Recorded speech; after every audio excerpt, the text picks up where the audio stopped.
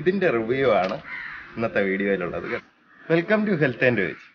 ഇന്നത്തെ ഹെൽത്ത് ആൻഡ് വേജിന്റെ വ്ളോഗിൽ ഇതുപോലെ നമുക്ക് 2 പ്രാവിനെ വീട്ടിൽ വളർത്തണമെങ്കിൽ എന്തൊക്കെ കാര്യങ്ങൾ ശ്രദ്ധിക്കണം, എവിടെ ഈ പ്രാവിനെ വാങ്ങാൻ കിട്ടും, എത്ര രൂപയാവും, ഇതിനെ എങ്ങനെയാണ് ഇണക്കിയെടുക്കേണ്ടത്, എന്താണ് ഭക്ഷണമായിട്ട് കൊടുക്കേണ്ടത്, അങ്ങനെയുള്ള സാധാരണക്കാർക്ക് അറിഞ്ഞൂടാത്ത കുറച്ച് കാര്യങ്ങളാണ് ഇന്നത്തെ വീഡിയോയിൽ പറയുന്നത്. അപ്പോൾ ഇതുപോലെ വളർത്താൻ ആഗ്രഹിക്കുന്ന എല്ലാവരും കണ്ടു നോക്കുക. എല്ലാവർക്കും ഉപകാരപ്രദമാകും പ്രതീക്ഷിക്കും. ആദ്യമായിട്ട് നമുക്ക് പ്രാവിനെ എങ്ങനെ പിടിക്കാൻ നോക്കാം. ഓക്കെ, ഇപ്പോൾ ഒരു പ്രാവ് എൻ്റെ കയ്യിലുണ്ട്. ഇതിനെ പിടിക്കുമ്പോൾ ശ്രദ്ധിക്കേണ്ട 2 കാലും ബേക്കിലോട്ടാക്കിയിട്ട് ഇങ്ങനെ ചിറകും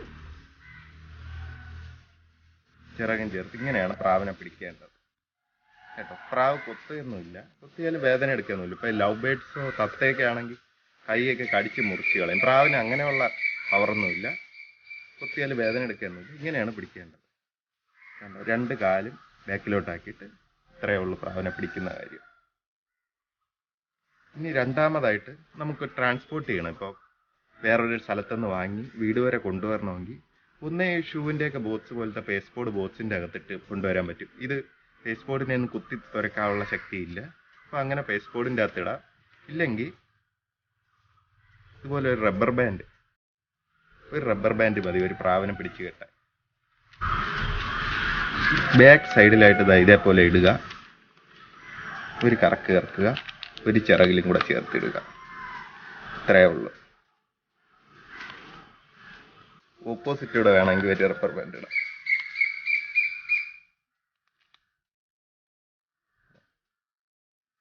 ഇത്രയേ ഉള്ളൂ. ഒറ്റ റബ്ബർ ബാൻഡ് അല്ലെങ്കിൽ 2 റബ്ബർ ബാൻഡ് ഇട്ടാൽ മതി പ്രാവിനെ പറക്കാൻ പറ്റാത്ത രീതിയിൽ ഇരുത്താൻ. ഇപ്പൊ ഞാൻ ഒരിടം പിടിക്കാതെ ഇരുത്തിയിരിക്കുകയാണ്. അങ്ങനെയൊക്കെയാണ് പ്രാവിനെ ട്രാൻസ്പോർട്ട് ചെയ്യുന്നത്. ഇനി ചിറക് നമുക്ക് പ്രാവ് ഇപ്പൊ പുതുതായിട്ട് എവിടെയൊക്കെ വാങ്ങാൻ കിട്ടുന്നതെന്ന് വെച്ചാൽ നമ്മുടെ അക്വേറിയം എന്ന് പറയും. ഒരുവിധ ജംഗ്ഷനുകളിലൊക്കെ കാണും ഈ കളർ മീന്, അലങ്കാര മത്സ്യങ്ങളൊക്കെ കൊടുക്കുന്ന കടകൾ. ആ കടകളിൽ പ്രാവ് വാങ്ങിക്കാൻ കിട്ടും. പിന്നെ വേറെ ആരെങ്കിലും വളർത്തുന്ന ആൾക്കാരുണ്ടെങ്കിൽ അവരെ വീട്ടിൽ പോയി ചോദിക്കുന്നു എങ്ങനെ വേണം വാങ്ങാം. മെയിനായിട്ട് അറിഞ്ഞുകൂടാത്തവർക്ക് അക്വേറിയത്തിൽ നിന്നാണ് പ്രാവിനെ കിട്ടുന്നത്. അപ്പോൾ കിട്ടുമ്പോൾ ഇതുപോലെ ഫുൾ ചിറകായിരിക്കും. ഈ ചിറകിൽ കൊണ്ട് വീട്ടിൽ വിട്ട് കഴിഞ്ഞാൽ അപ്പോഴേ അത് പറക്കും. അത് പറന്ന് പൊങ്ങിക്കഴിഞ്ഞാൽ അതിന് കൂടൊന്നും പരിചയമില്ലായിരിക്കും. അതുകൊണ്ട് ഒരിക്കലും കൂട്ടി വന്ന് തിരിച്ചു കയറണമെന്നില്ല. അപ്പോൾ മിനിമം ഒരു 2 ആഴ്ച ഇതിൻ്റെ പറക്കാൻ പറ്റാത്ത രീതിയിൽ കൂട്ടിക്കയറ്റുകയും ഇറക്കുകയും ഒക്കെ ചെയ്ത് അതിനെ ഇണക്കിയെടുത്തതിന് ശേഷം ഫുൾ ചിറക് കൊടുത്താലും വീട്ടിൽ തന്നെ നിന്നോളും. അപ്പം നമുക്ക് 3 രീതിയിൽ ഇതിനെ പറക്കാൻ പറ്റാത്ത രീതിയിൽ താഴെ നിർത്താം. ചിലരാണെങ്കിൽ ഇതിൻ്റെ ഈ ചിറവെല്ലാം വാലെല്ലാം 2 ചിറവും അങ്ങനെയൊക്കെ ചിലർ വെട്ടുന്ന കണ്ടിട്ടുണ്ട്. അതിൻ്റെ ഒന്നും ആവശ്യമില്ല. ചിറക് വെട്ടിയാനുള്ള പ്രശ്നം എന്ന് പറഞ്ഞാൽ ഒരു 2 മാസം എടുക്കും ഈ ചിറക് തിരിച്ച് പഴയതുപോലെ ആവാൻ. അപ്പോൾ വെട്ടണമെന്നുണ്ടെങ്കിൽ ഈ 2 സൈഡിലും ഈ ഒരു 5 തൂവൽ ഈ പകുതിക്കിപ്പുറ വെച്ച് ഇങ്ങനെ കട്ട് ചെയ്ത് ഈ ഒരു 5 തൂവൽ പകുതിക്കിപ്പുറ വെച്ച് ഇങ്ങനെ കട്ട് ചെയ്ത് കളഞ്ഞു കഴിഞ്ഞാൽ അത് പറക്കത്തില്ല. പക്ഷെ അത് കുറേ ദിവസം എടുക്കും വളർന്നു വരാനായിട്ട്. അപ്പം നമുക്ക് ചെയ്യാൻ പറ്റുന്ന രണ്ടാമത്തെ മെത്തേഡ് എന്ന് പറഞ്ഞാൽ ഇന്നത്തെ പോലെ റബ്ബർ ബാൻഡ് എടുക്കുക, ഒരു 6 തൂവലിലായിട്ട് ഇങ്ങനെ ചുറ്റി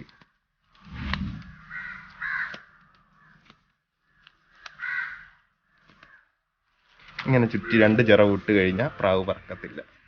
നല്ല കയറ്റി കറക്റ്റായിട്ട് ഇട്ട് കഴിഞ്ഞാൽ ആ രീതിയിൽ ഇട്ടാനുള്ള ഉപയോഗം എന്ന് പറഞ്ഞാൽ നമുക്കിപ്പോൾ ഒരാഴ്ച കഴിഞ്ഞ് അത് ഇണങ്ങി കൂട്ടിലൊക്കെ കയറുന്നു, ചിറവ് കൊടുക്കാമെന്നുണ്ടെങ്കിൽ ഈ റബ്ബർ ബാൻഡ് ഊരിയാൽ മതി. മറ്റേ ചിറക് വെട്ടുകയാണെങ്കിൽ അത് ഒരു 2 മാസം എടുക്കും അത് തിരിച്ച് പൊടിച്ച് വരാനായിട്ട്. അപ്പോൾ ഈ 2 രീതിയിൽ നമുക്ക് ഇത് തറയിൽ നിർത്താൻ പറ്റും വലിയ പ്രാവിനെ തന്നെ. ഒരു രീതി കൂടെ ഉണ്ട്. ഈ റബ്ബർ ബാൻഡ് ഇട്ട് കഴിഞ്ഞാൽ ഇതിൻ്റെ ചിറക് കാണാൻ ഒരു ഭംഗി കാണത്തില്ല. അപ്പോൾ 3ാമത്തെ രീതി എന്ന് പറയുന്നത് പിന്നിടുക എന്ന് പറയും. അതായത് നമ്മുടെ സേഫ്റ്റി പിൻ ഒരെണ്ണം എടുക്കുക, അതെടുത്തിട്ട് ഫസ്റ്റ് തൂവലിൽ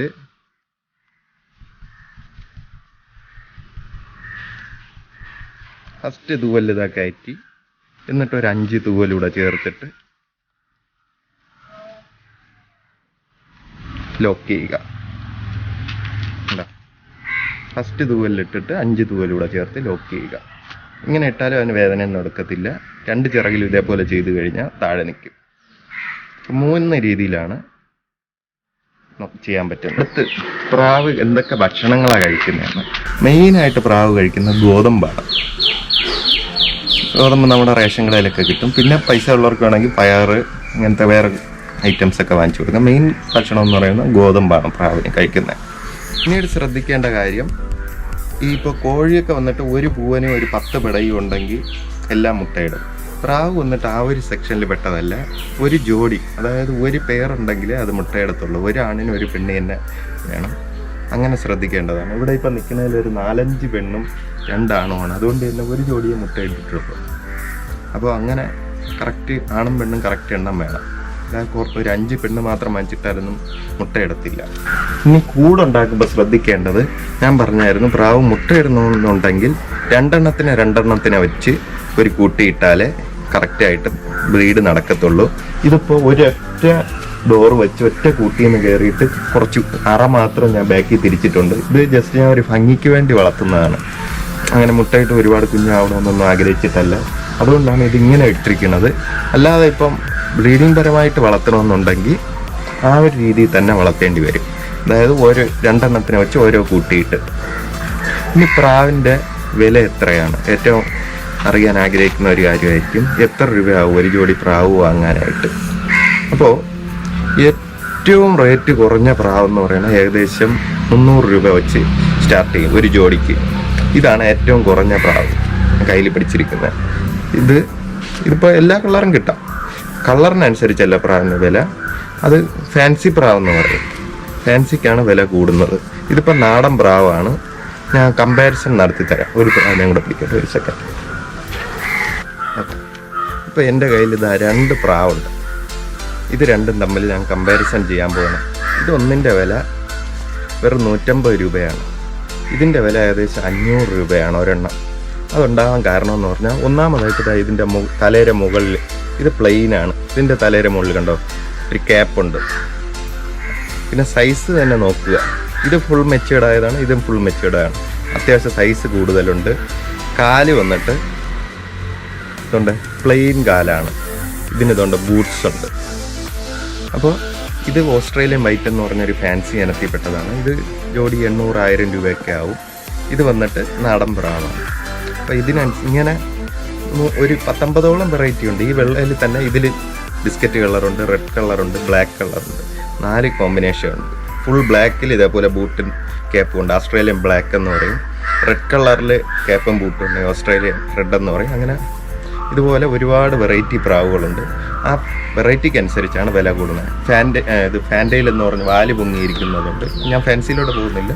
ഇതുപോലെയാണ് വില കൂടുന്നത്. നിങ്ങൾക്ക് കുറച്ചുകൂടെ അട്രാക്ഷനൂടെ വേണമെന്നുണ്ടെങ്കിൽ റേറ്റ് കൂടുതലാവും.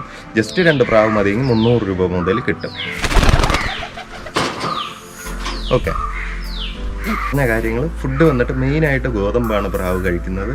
വാങ്ങിക്കാൻ കിട്ടുന്നത് നിയറസ്റ്റ് ആയിട്ടുള്ള അക്വേറിയങ്ങളിൽ പോയാൽ മതി. അവർ ജോഡി പറഞ്ഞു തന്നെ തരും. വലിയ ജോഡിയോ ചെറിയ കുഞ്ഞുങ്ങൾ വേണമെങ്കിൽ കുഞ്ഞുങ്ങൾ.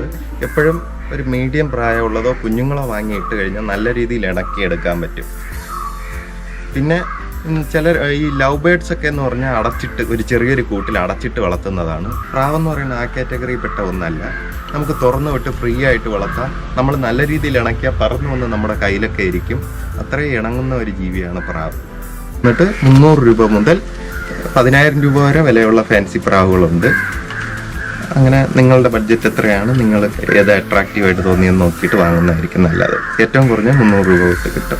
അതുപോലെ ഇണക്കിയെടുക്കാനായിട്ട് ഒരു ചിറക്, ഈ 3 രീതി ഞാൻ പറഞ്ഞായിരുന്നു. റബ്ബർ ബാൻഡ് ഇടുകയോ പിന്നിടുകയോ ചിറക് വെട്ടുകയോ ചെയ്യാം. അപ്പോൾ അങ്ങനെ ഇട്ട് ഒരു 2 ആഴ്ച ഇട്ട് അത് കൂട്ടിലേക്ക് കറക്റ്റായിട്ട് കയറി തുടങ്ങി ചിറക് കൊടുത്താലും അതവിടെ തന്നെ നിൽക്കും. പിന്നെ മത്സരപ്രാവെന്നൊക്കെ പറഞ്ഞ ഇനമുണ്ട്. അത് വന്നിട്ട് കുഞ്ഞൊക്കെ ആയതിനു ശേഷം തുറന്നു വിട്ടാലേ നിൽക്കത്തുള്ളൂ, അല്ലെങ്കിൽ പറന്നു പോയി കളയും. അത് വേറൊരു കാറ്റഗറി തന്നെ. ഈ പറവപ്രാവ് എന്ന് പറയും, പന്തായ പ്രാവ്. ഇതിവിടെ വിരിഞ്ഞ കുഞ്ഞുങ്ങളാണ് കേട്ടോ. ഒരു ജോഡി പ്രാവ് ഒരു സമയം 2 മുട്ടയാണ് ഇടുന്നത്. ഇതിപ്പോൾ 2 കുഞ്ഞും വിരിഞ്ഞ് കിട്ടി. 18 ദിവസമാണ് മുട്ട വിരിയാനായിട്ട് എടുക്കുന്നത്. അപ്പം വിരിയുന്ന ഉടനെ ഇതുപോലെ ആവത്തില്ല. ഇതിപ്പം വിരിഞ്ഞ് ഒരു മാസത്തോളം എടുത്ത കുഞ്ഞാണ്. ആദ്യം ഒരു ചെറിയൊരു പുഴു പോലെ ഒരു ചെറിയൊരു സംഭവമായിരിക്കും. തള്ളപ്രാവ് പീജിയൻ മിൽക്ക് എന്ന് പറഞ്ഞൊരു സംഭവമാണ്. തള്ളപ്രാവാണ് തീറ്റ കൊടുക്കുന്നത്. അങ്ങനെ കൂട്ടിക്കൊണ്ട് തീറ്റ കൊടുത്ത് ഇത് ചെറിയ ഇതുപോലെ വന്ന് അങ്ങനെ വളർന്ന് വലുതായാണ് ഇതുപോലെ ആവുന്നത്. ഞാൻ എൻ്റെ പിക്ചർ എന്തെങ്കിലും നെറ്റിലുണ്ടെങ്കിൽ എടുത്തിട്ട് തരാം.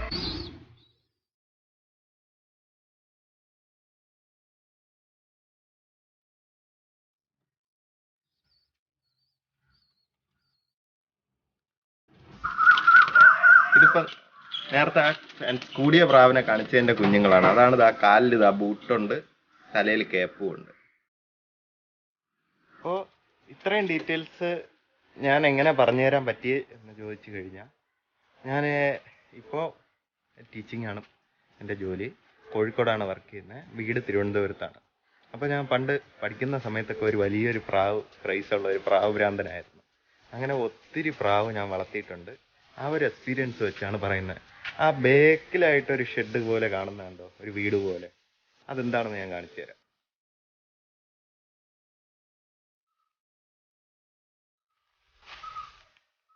ഇത് എൻ്റെ വീടിൽ നിന്ന് കുറച്ച് ദൂരെയായിട്ട് ഞാൻ പണ്ട് പഠിക്കുന്ന സമയത്ത് പ്രാവ് വളർത്തിയിരുന്ന ഷെഡാണ് കേട്ടോ. ഇപ്പോൾ ഒന്നുമില്ല, വെറുതെ അടച്ചിട്ടിരിക്കുകയാണ്. ഇതിലൊരു 100ഓളം പ്രാവ് ഒരു സമയത്ത് ഞാൻ വളർത്തിയിരുന്നു. അതും ഫാൻസി പ്രാവ്, എല്ലാ വെറൈറ്റിയും ആയിട്ട് ഒത്തിരി പ്രാവ് വളർത്തിയിട്ടുണ്ടായിരുന്നു. അപ്പം അതിൻ്റെ ഓർമ്മയ്ക്കായിട്ട് കിടക്കുന്നതാണ്. അങ്ങനെ ആ ഒരു പരിചയം വെച്ചാണ് ഞാൻ ഇത്രയും ഡീറ്റെയിൽ ആയിട്ട് പറഞ്ഞത്. കൂടുതൽ എന്തെങ്കിലുമൊക്കെ അറിയണമെങ്കിൽ കമൻറ്റ് ചെയ്യുക. നമുക്കറിയാവുന്ന കാര്യങ്ങളാണെങ്കിൽ റിപ്ലൈ ചെയ്യും.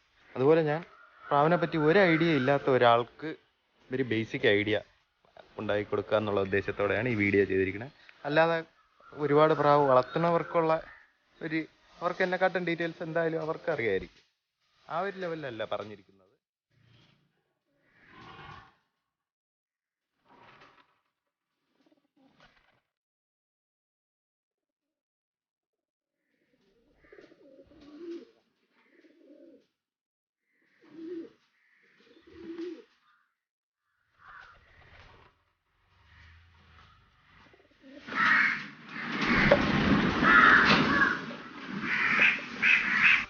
അപ്പോൾ എല്ലാവരും വീടുകളിൽ 2 പ്രാവിനെയൊക്കെ വാങ്ങിച്ച് വളർത്തുക. അതൊരു സമയം പോക്ക്, ഒരു എൻ്റർടൈൻമെൻ്റ് ആണ്. നല്ല രസമുള്ള കാര്യമാണ്. അധികം ചിലവില്ല. ഇതിലെ നെഗറ്റീവ്സ് എന്ന് പറയാനായിട്ട്, ഇപ്പം വീടിൻ്റെ തൊട്ട് സൈഡിലൊക്കെ കൂട് കൊണ്ട് വെച്ച് കഴിഞ്ഞാൽ ഇതെല്ലാം കൂടെ ആ സൺസൈഡിലൊക്കെ പോയിരുന്നു കാഷ്ടിച്ച് ഇങ്ങനെ വൃത്തികേടാക്കും. അപ്പോൾ അതിന് സൈഡിലുള്ള ഏതെങ്കിലും മരത്തിലോ എവിടെയെങ്കിലും ഇരുത്തി ശീലിച്ചു കഴിഞ്ഞാൽ ആ ഒരു ബുദ്ധിമുട്ടില്ല. അതൊരു നെഗറ്റീവാണ്. തുറന്നുവിട്ട് വളർത്തണമുണ്ട് തന്നെ അങ്ങനെ ചിലർക്ക് അതൊരു വൃത്തികേടായിട്ട് തോന്നാം. ഓക്കെ, അപ്പോൾ ഇത് കൂടാതെ എന്തെങ്കിലുമൊക്കെ ഡൗട്ട് ഉണ്ടെങ്കിൽ ചോദിക്കുക. നമുക്ക് മറ്റൊരു വീഡിയോയിൽ വീണ്ടും